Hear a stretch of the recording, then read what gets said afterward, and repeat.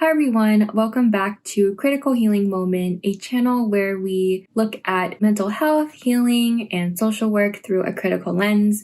My name is V. I'm a social work student and a community organizer. It has always been my intention in creating this channel to share the information that I learned in grad school to the public and a wider audience. This knowledge should not be retained for people who are able to afford to go to school, but should be shared to the wider community that would be able to benefit from it. So in today's video, we are going to be examining the history of social work and how its legacy continues to impact social work today. Let's get started.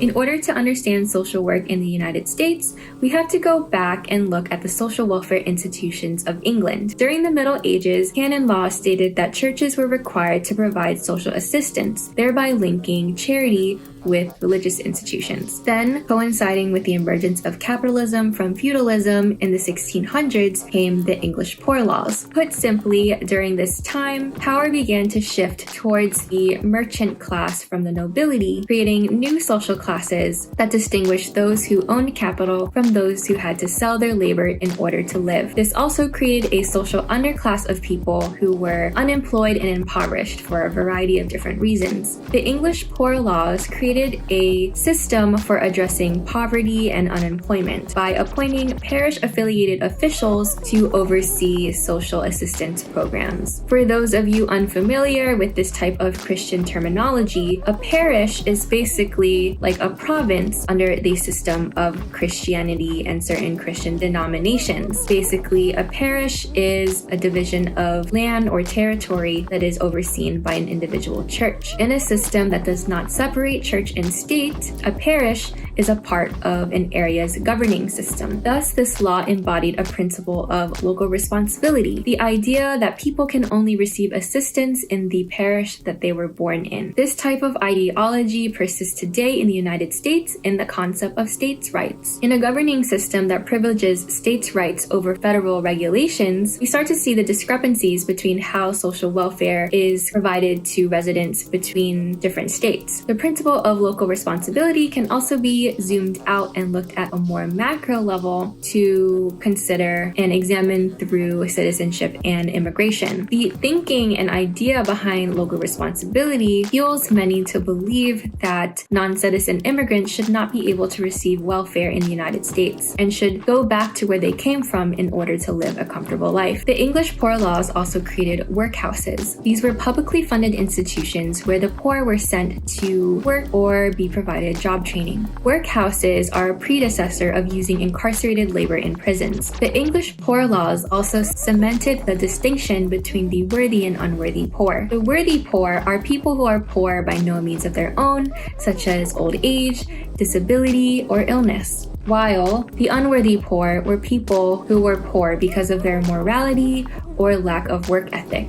And remember, this is the perspective of back then, not my perspective. I would even argue today, though, that your ability to work and your productivity are seen as a part of your moral character. The distinction between the worthy and unworthy poor places the onus on the individual to find and keep employment and does not take into account environmental factors that may lead to losing your job. Now let's go to 1700s colonial America. A prevailing ideology of the settlers that came to colonize Turtle Island is the idea of the Protestant work ethic, which is the idea that hard work and discipline is morally superior. Some would say that this is a uniquely American ideology. However, you can see its roots from the conceptualization of the worthy and unworthy poor from England and the English Poor Laws. Many of the institutions created by the English Poor Laws were replicated in the American colonies. Workhouses in the American colonies were called houses of correction, where criminals and the poor were institutionalized together and without distinction between the two categories. These institutions aim to correct immoral behavior such as criminality or laziness. Of course, we can't talk about the foundation of the United States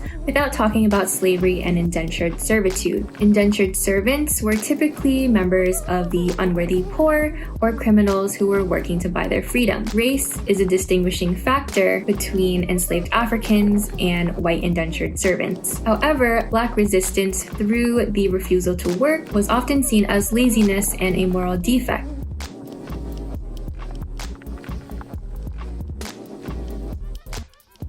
And this stereotype is faced by African Americans today, especially when it comes to how they're treated in the social work and social welfare systems. By expecting and requiring poor Black people to prove their productivity and work ethic before receiving benefits, social work continues to perpetuate the idea that Protestant work ethic is a solution to centuries of systemic oppression. An example of a program that requires one to work before you receive benefits is TANF, or Temporary Assistance for Needy Families. When the Constitution was codified, it laid the foundation that states were primarily responsible for the welfare of its citizens. However, most of social welfare during this time was provided by philanthropists and churches. Now let's jump to the mid-1800s to examine the birth of modern social work. Although social work encompasses a more holistic approach than the traditional fields of psychology and psychiatry, today much of social work is concerned with the clinical and mental health related aspects. So let's talk about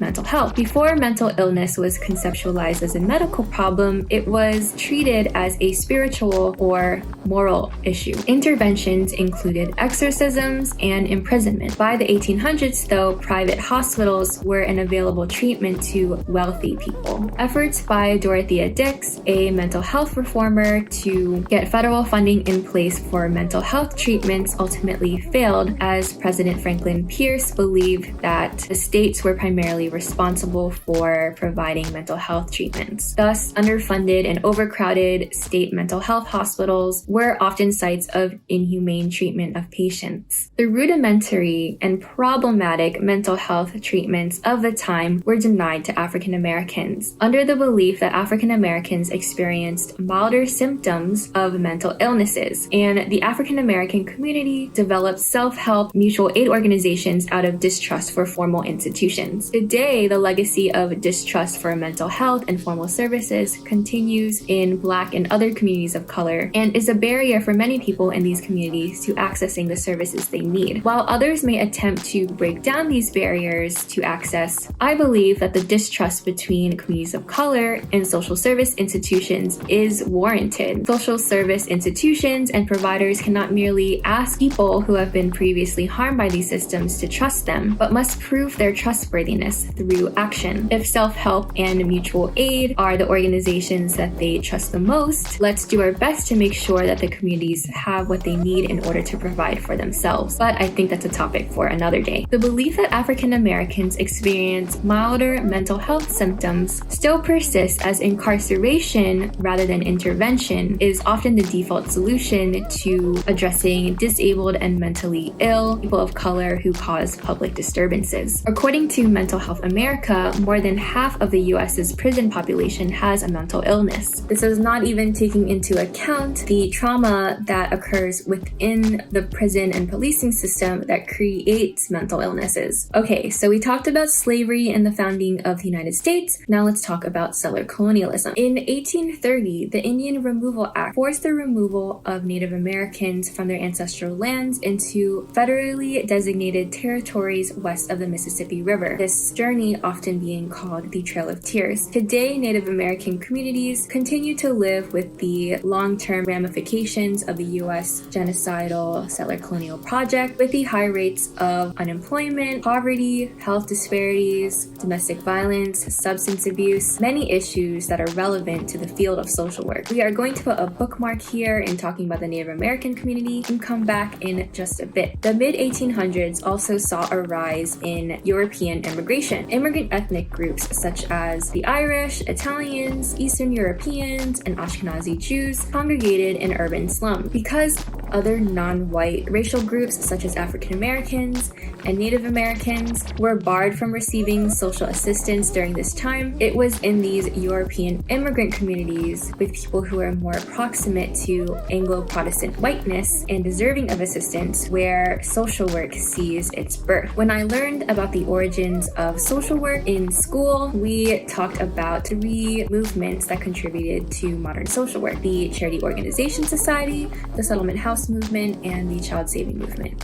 So let's talk about the Charity Organization Society first. The Charity Organization Society started in England in the late 1800s and made its way to the United States. This type of charity used the role of friendly visitors who conducted home visits and helped people in poverty. They used a scientific charity of assessment, intervention, and reassessment. The Charity Organization Society was influenced by the writings of Thomas Malthus, who was an advocate of population control, under the belief that an abundance of food and resources would lead to overpopulation and thus a crisis of scarcity and famine. He believed that preventative checks such as family planning, abstinence, and restricting marriage should be used as tools of population control. Malthusianism was also influenced by social Darwinism, which is the belief that the fittest people would survive, especially in cases of poverty, and be able to reproduce. I'm not going to go into detail about these philosophies, but I will leave some links in the description if you are interested in learning more. Malthusianism and the Charity Organization Society's belief in it, while incredibly outdated, still exists in welfare programs today, in programs such as TANF, which we already talked about, where one of its stated goals is to prevent and reduce the incidence of out-of-wedlock pregnancies and establish annual numerical goals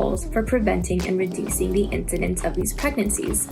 In a program where approximately 70% of its recipients are people of color, that's a big yikes. And it goes to show how the moral reform approach of the Charity Organization Society still exists in social work today. People often compare the Charity Organization Society to the settlement house movement. Also starting in England, the settlement house movement was taken up by young professional middle-class white women who chose to settle in poor neighborhoods and worked as volunteers to contribute to neighborhood development. Think of it as a predecessor to Teach for America or AmeriCorps, very similar to those things. And it also kind of sounds like volunteerism, and these things are problematic for its own reasons. In comparison to the Charity Organization Society, the settlement house movement preferred to use a strategy of social reform and policy change in areas such as child labor law reform or occupational safety, so they were very much a part of the progressive era. However, they also used individualist and assimilation approaches when working with the communities that they were trying to help. Hull House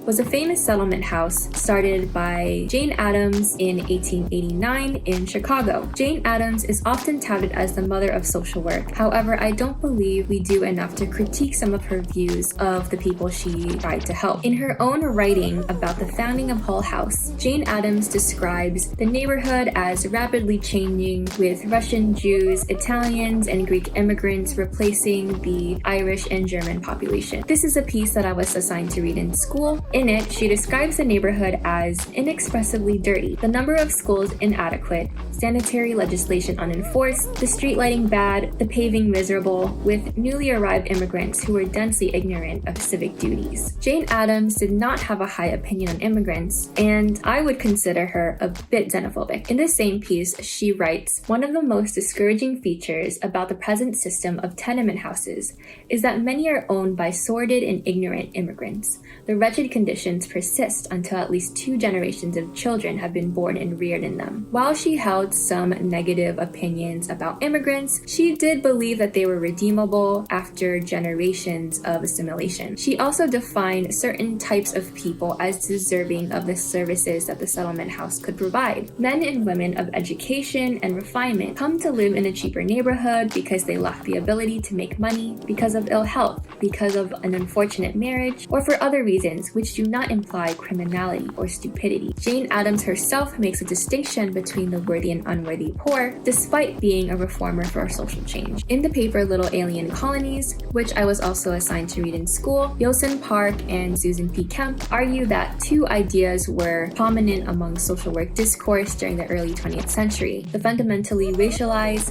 pathologizing conceptualization of immigrants, and the construction of immigrants, their homes, and their neighborhoods as contaminants. They argue that social work during this time was used as a form of benevolent social control. To me, social control doesn't really sound like something I want. How I see it, perhaps then, social work is the white woman's burden, a spin on the white man's burden to bring civilization through colonization and imperialism. I could go on about this, but remember, we put a bookmark on talking about the Native American communities, so let's find our way back then through talking about about the child saving movement. The child saving movement was the third movement to contribute to the birth of modern social work. This movement is really the beginning of the child welfare system and adoption and foster care. The stereotype that social workers are just people who come and take children away from their homes does come from a bit of truth. Children are often considered members of the worthy poor, their poverty at no fault of their own, and were targets of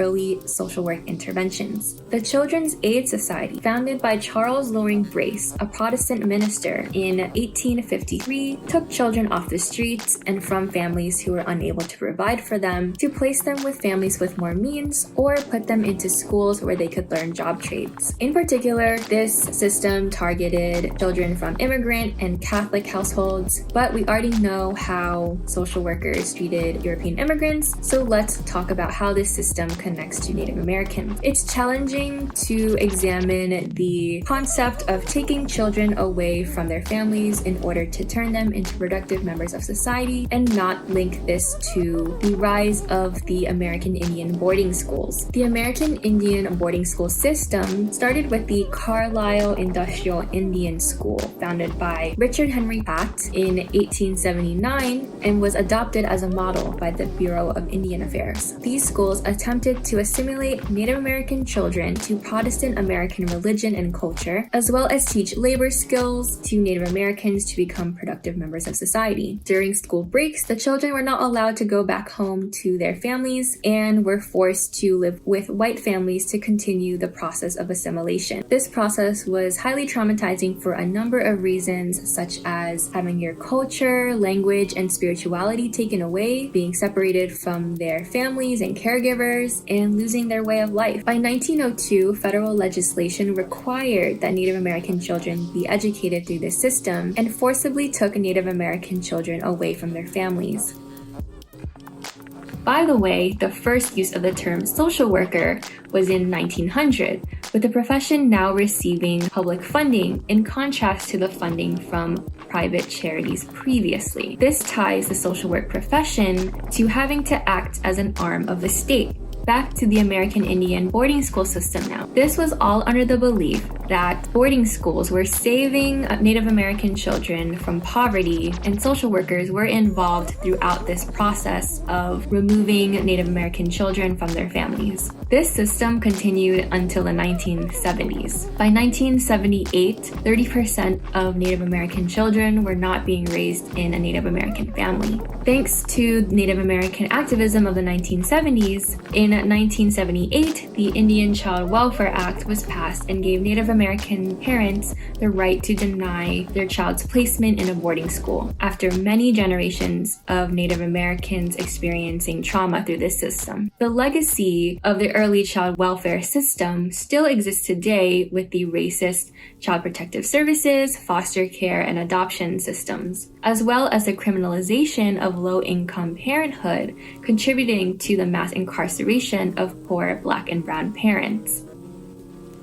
And there you have it, the oppressive origins of social work through examining the Charity Organization Society, Settlement House movement, and child saving movements. There is obviously a lot more about the oppressive system of social work and social welfare, particularly in the policy areas that I did not talk about in this video, such as the racially exclusionary policies of the New Deal era, cutback of social welfare, and the criminalization of poverty in the Reagan era. If you're interested in a video about one of these topics or another topic about social work history, please leave a comment down below and like this video. I'll end this video with a question that a friend posed to me about social work. Is it possible to reform social work, or should we consider abolishing it like prisons and the police? At this point, I do believe that unlike the institution of policing, that social work can be reformed. However, if along the way we realize that it's not possible, I'm also open to abolishing the field. While I love this field and I am excited to join it and become a social worker, my profession is not something worth saving if it means that we can achieve liberation. This is something that I wish that people who want to retain the police profession just because there are good cops could consider. What I am passionate about are the values that social work claims to tout: social justice, self-determination, human relationships, etc. If the field cannot uphold its own values, it doesn't mean that individuals such as myself, activists, organizers, healers, will not be able to continue the work of serving and supporting people in communities. In fact, they already are and did before social work was even considered a profession. Social work as a regulated profession merely allows for people who have a particular education, who have completed supervision hours, who have studied and taken and passed the exam, and have their license to provide a certain type of service. Imagine, what if we did not need these types of regulations in order for individuals to have the tools that they need in order to serve the people? Just something to think about. Thank you for watching this video. I hope it was informational and helpful for anyone who is interested in critically examining the field of social work or understanding a bit more about its history. Honestly, putting together this video is like condensing an entire semester's worth of information into something that is under 30 minutes. I hope this video turns out under 30 minutes. And the education that I'm currently receiving is not free. So if you would like to support me and my channel and help me pay my tuition because I'm sharing this information with you, I would really appreciate it if you could give me a donation. I have recently started a coffee page where you can buy me 1, 3, or 10 coffees. It's kind of like a Patreon. It's kind of like GoFundMe, but they kind of call them coffees. Anything helps. And the link is in the description. If you're unable to financially support me, I would really appreciate it if you subscribe to my channel and like the video and keep watching my videos. It all helps me get more exposure and share this information with more people. Many thank yous and bye-bye.